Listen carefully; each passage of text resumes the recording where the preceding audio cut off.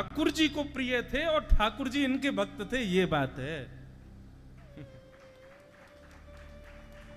हमारे उत्तर भारत के एक संत की कहावत है, कितना भजन करो, बोले इतना भजन करो कि मेरा सुमिरन हरि करे। मैं हरि का सुमिरन करूं नहीं, मेरा सुमिरन हरि करें, मैं पावा विश्राम। ठाकुर जी मुझे याद करें, इसमें हमारा कल्याण। जनाबाई की इतनी चर्चा सुनी कबीरदास जी ने।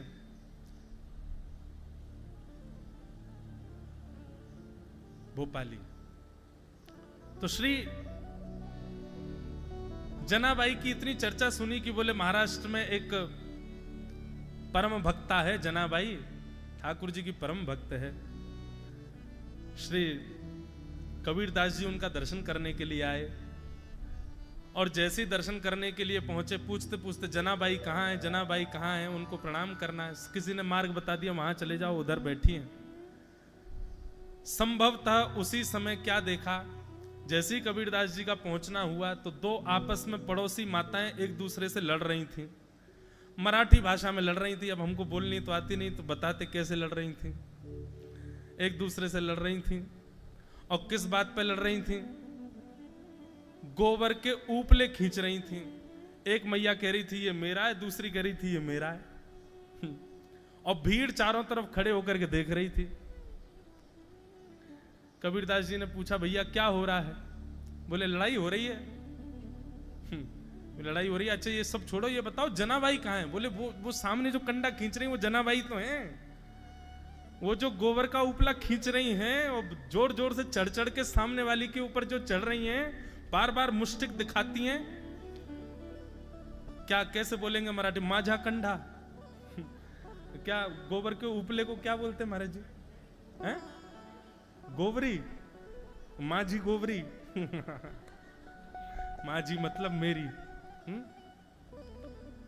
मराठी भाषा भी बड़ी अच्छी। मराठी भाषा में कहीं कहीं संस्कृत के शब्द आते हैं।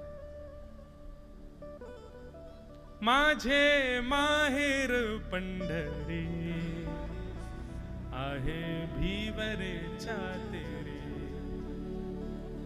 हमको एकाध अभंग भी महाराज जी गाएंगे ना, कथा में सुनाएंगे बीच बीच में।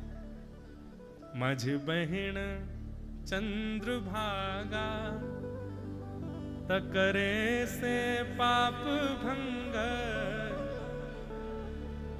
माझे माहिर पंढरी आहे भीवरे छाते। श्री एकनाथ जी महाराज का पद। एकनाथ जी कहते हैं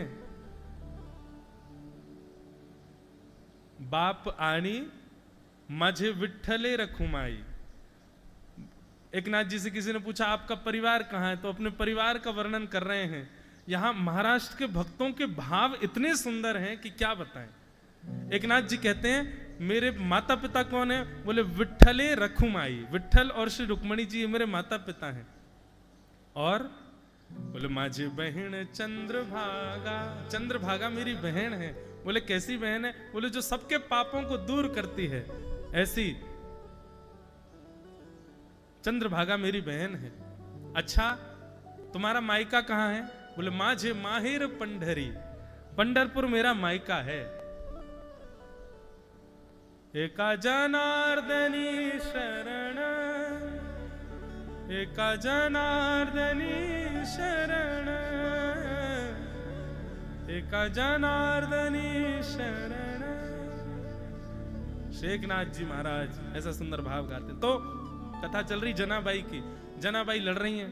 कबीरदास जी बोले जनाबाई कहाँ है? बोले ये जो कंडा मांग रही हैं, माझी गौरी कहकर के जो खींच रही है, यही है जनाबाई। कबीरदास जी बोले राम राम राम राम। इनकी इतनी प्रशंसा सुन के आया था मैं। ऐसी भक्ता, ऐसा नाम गान करती हैं, ठाकुर जी से इतना प्रेम करती हैं, इतना लाड़ लड़ाती हैं, ठाकुर जी का इतना स्मरण, ठाकुर जी इनके संग पल्लू पकड़ करके घूमते हैं। मैंने इतनी प्रशंसा सुनी। बताओ ये तो कैसी विषयासक्त माता है, हैं? गोबर की गोबरी के पीछे लड़ रही हैं, एक कंडे के पीछे लड़ रही हैं। कबीरदास जी के मन में संशय आ गया, ये भक्त कैसे हो सकती है भगवान की? तभी कोई बुद्ध पुरुष गया, उसने जाकर के, कबीरदास जी गए, कबीरदास जी जाकर के बोले, मैया आप इतना भजन करती हो, इतना कीर्तन करती हो, इतनी बुद्धि नहीं आई आप में, बताओ गोबर के कंडे के पीछे लड़ रही हो? अरे छोड़ दो, गैया रोज गोबर करती है, फिर से थाप देना, दूसरे हो जाएंगे, काहे को लड़ रही हो? एक आध दो गोबर उसने तुम्हारे ले भी लिए हो तो इसमें लड़ने की क्या बात है? जनाबाई बोली, नहीं नहीं नहीं, ये वाला गोबर मेरा है, ये वाला गोबर का उपला मेरा है, वो वाला मेरा है, और वो कोने में जो पड़ा है वो वाला मेरा है। कबीरदास जी बोले, तुमको पहचान कैसे कि तुम्हारी है? अरे गोबर के उपले एक जैसे दिखते हैं, तुमको कैसे पता कि तुम्हारे यहां की गैया का गोबर का उपला कैसा है? जनाबाई ने एक कंडा उठा करके दिया और कबीरदास जी से बोला, इसको कान पे लगाओ। कबीरदास जी ने कान पे लगाया, बोले कुछ सुनाई दिया? बोले नहीं। अब ये मेरा कंडा है, इसको कान पे लगाओ। जनाबाई का कंडा जैसे ही कबीरदास जी ने कान पे लगाया, विठ्ठल विठ्ठल विठ्ठल विठ्ठल विठ्ठल, कंडे में से ही सुंदर ठाकुर जी का नाम गान प्रकट हो रहा था। श्री कबीरदास जी के नेत्र सजल हो गए, चरणों में गिर गए, मां मुझे क्षमा कर दो, मैं आपके रूप को नहीं जान पाया। अरे मैं तो सोच रहा था कैसी विषयासक्त माता, विषय भोग, विषय संसार की छोटी सी वस्तु के ऊपर लड़ रही है, पर आप तो ऐसी भक्ता हो कि विषय का स्पर्श कर दो तो वो विषय भी भगवान का भोग बन जाए, भगवान का प्रसाद बन जाए। आप तो वो मैया।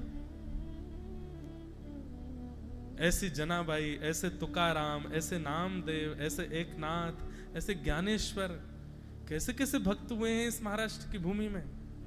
उत्पन्ना द्रविड़ेशाहम वृद्धिम कर्नाटके गताम, क्वचित क्वचिन महाराष्ट्रे गुर्जरे जीर्णताम गतः। भक्ति का जो परिचय है वो महाराष्ट्र में पली बड़ी है। इसीलिए हम भले ही उत्तर भारत से आते हैं, पर इस बात को हम स्वीकार करते हैं कि हमारे उत्तर भारत से कई गुना, कई लाख गुना श्रेष्ठ भक्ति का संचार महाराष्ट्र के वैष्णवों के हृदय में।